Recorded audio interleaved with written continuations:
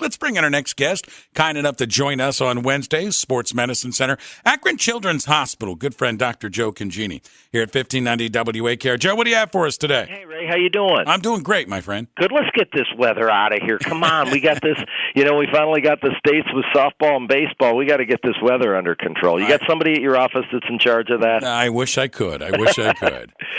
Well, Ray, you guys have been so good about kind of wanting to be updated on stuff. I know you pump me when I'm in the office. Today I couldn't be in the office because I'm also in the middle of a call with Wisconsin Children's because they're going to help us with this study, I believe.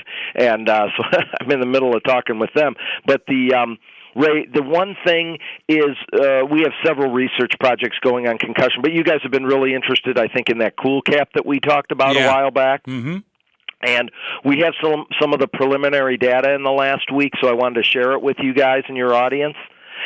It's really very, very encouraging, Ray.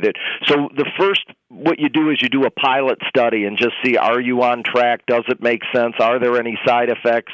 Is it helping people? And then should you go further with a bigger study? And if so, how many kids do we need to make it so that it is powered appropriately for research? And all those things happened in the last week, and all of them are extremely positive. So I did want to share that. I know your audience has been interesting. We had in the pilot about 30 controls and about 30 people that got the cool cap therapy, the icing treatment, and significant improvement with the first two treatments of 11 points on a symptom scale, approximately 11 points in both of the first two treatments. They became significantly less symptomatic, the group that got the ice treatment versus the group that got traditional treatment, which is brain rest and other things that we do early on with concussion in the first few days after following the concussion. So we're really excited about that.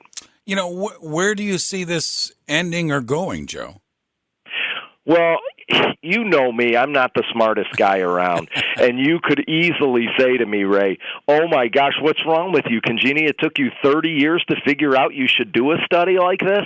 You tell me you ice everything else. So I almost feel like, geez, why didn't we do it sooner? But to get the machinery and doing a study like this, it's a big undertaking. It's taken us all of over a year to get the thing rolling. But it's rolling pretty good right now. We have several other groups that want to study it with us.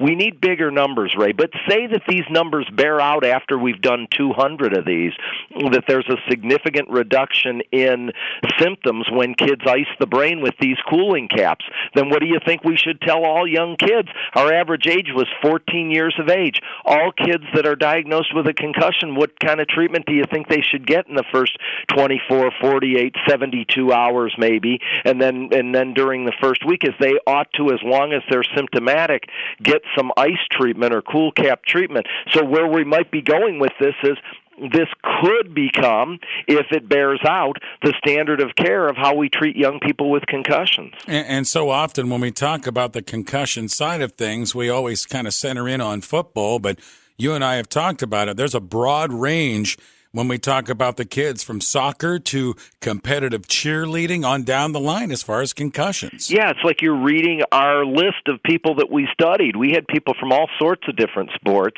We really got rolling in the winter when football really wasn't even going on. So at our sports medicine clinic, our brain injuries are across the board a lot of different things. Certainly football is a big contributor. But the point of the matter is that's really important to me, Ray. I know this is just the first 60, and we got to be cautious about that.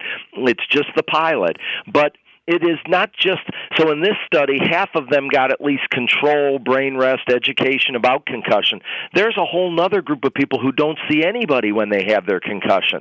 And if those people get ice treatment and get a significant reduction in symptoms, the biggest ones we have the trouble managing, Ray, are the ones that go out to 3 weeks, 6 weeks, a month or more, several months of time of being symptomatic.